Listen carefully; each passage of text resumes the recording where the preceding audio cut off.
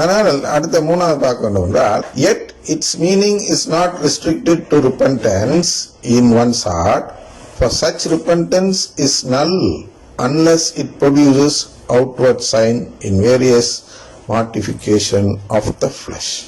அவர் என்ன சொல்றார் என்றால், இந்த இடத்துல நீ மனம் மாறல அப்படின்னா அதுல புண்ணியம் இல்லை, அது வெளிப்படுத்தி காட்டணும் உன்னுடைய வாழ்வுல அப்படின்னு அவர் எதை பார்க்கிறார்? மனித கட்டளைகளை கடைபிடித்து வாழ்வதுதான் மனமாற்றம் என்று அவர் பார்க்கிறார். அது எதுக்கு எதிராக இருக்கிறது? மார்க் 7:7 எதிராக இருக்கிறது இல்லையா? நாலாவது போவோம். As long as hatred of self abides, that is true inward repentance, the penalty of sin abides until we enter the kingdom of God. புரியுதா? The penalty of sin. The penalty அப்படிதான் பார்க்கிறார். அது தண்டனை என்று பார்க்கிறார், அவர் உறவு என்று பார்க்கவே இல்லை. அதனால தான் வெளியேற்றப்படுகிறார் கடவுளால். அஞ்சாவது பார்ப்போம், போப்பாண்டவர் குறித்து சொல்கிறார். The Pope has neither the will nor the power to remit any penalties beyond those imposed either at his own discretion or by canon law.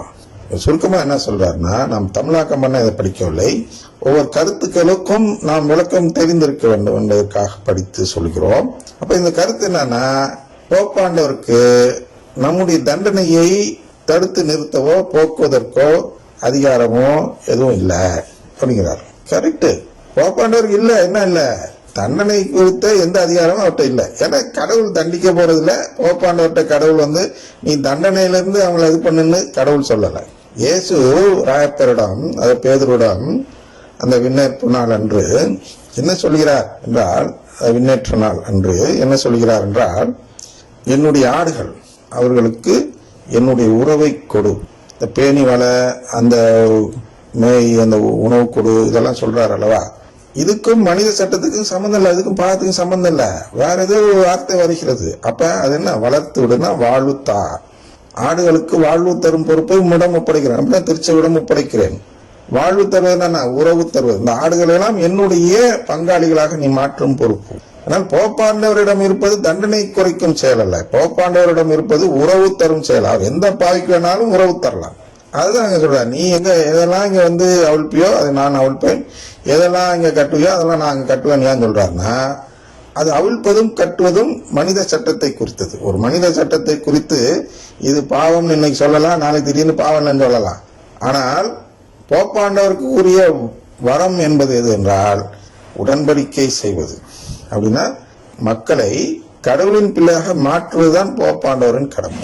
இவருக்கு சக்தி இருக்கா, தண்டிக்கிற தண்டி இருக்கா, அதெல்லாம் நமக்கு தேவையில்லாது. ஏன்னா நம்ம அந்த சைடே போல, பாவ மன்னிப்பே நம்ம கேட்கலன்னு சொல்ல போனா, தண்டனை மன்னிப்பு. இன்னும் பாவ மன்னிப்புனா பலர் புரிய மாட்டேங்குது.